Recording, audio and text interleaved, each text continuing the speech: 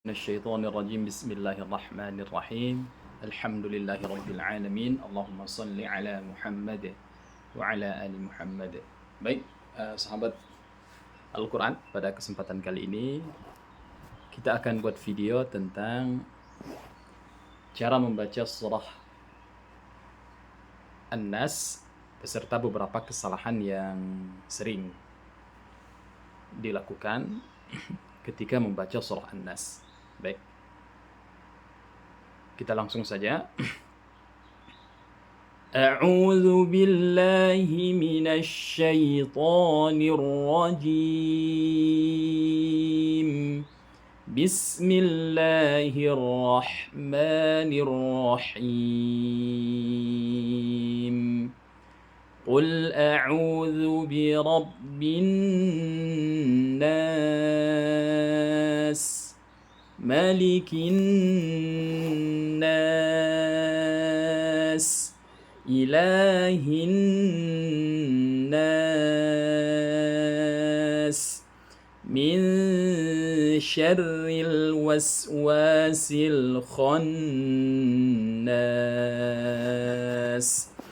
alladzi yuwaswisu fi sudurin nas, minal jinnati wan nas. Baik. Kesalahan yang pertama, qul a'u. Nah, di situ ada qul. Jadi qu itu dia baris dhammah. Jadi setiap baris dhammah itu bibirnya dimajukan ya. Qu. Ya, tidak boleh dibaca qu, tapi qu. Kemudian masuk ke lam sukun, qul, dia diirja' supaya bunyi lamnya tidak salah ya.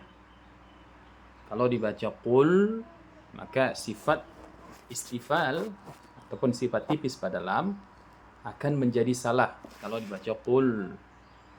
Tapi harus dibaca qul supaya sempurna sifat istifal pada huruf lam. Kemudian kesalahan berikutnya, qul a'u. Di sini harus jelas perbedaan antara a huruf hamzah dengan u huruf ain. Biasa kesalahannya di u ya. Kurang bagusnya huruf ain atau huruf ainnya terdengar menjadi huruf hamzah u, seperti itu. Yang seharusnya u. Tentu ini perlu latihan ya. Huruf ain itu makharijul hurufnya dari tenggorokan tengah. Kemudian qul a'udzu, huruf zal ya, di sana menggunakan huruf zal. Zu, supaya bunyinya bagus, tidak tebal. Ketika hendak menyebutkan huruf zal, pastikan dulu ujung lidah telah menyentuh ke ujung gigi. Jadi posisi startnya seperti ini. Zu. Nah, jangan dibaca lu.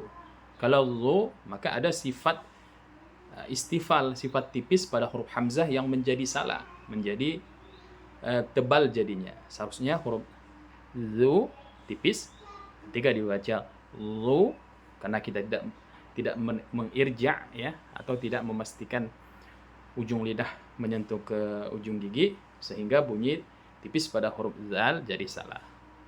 Kemudian setelah itu juga kesalahan yang sering kita jumpai pada huruf zal ini, khususnya ketika membaca surah An-Nas, adalah huruf zal terganti menjadi huruf zai, sehingga bunyinya menjadi zu. Tentu itu salah. Huruf zai dan huruf zal dia merupakan huruf yang berbeda. Yang betul adalah zu, bukan lu, apalagi zu. Seperti itu. Kita lanjutkan. Qul a'udzu bi rabb. Bi, vokal i-nya sempurnakan dengan b, tapi bi, standar vokal i, rahangnya harus turun. Bi. Kemudian ro, dibaca tebal. Sering sekali huruf ro dibaca menjadi birab. Salah. Sebab huruf ro ketika dia baris atas, dia punya sifat yang namanya tebal ya. Rob, bukan rab. Birab bin.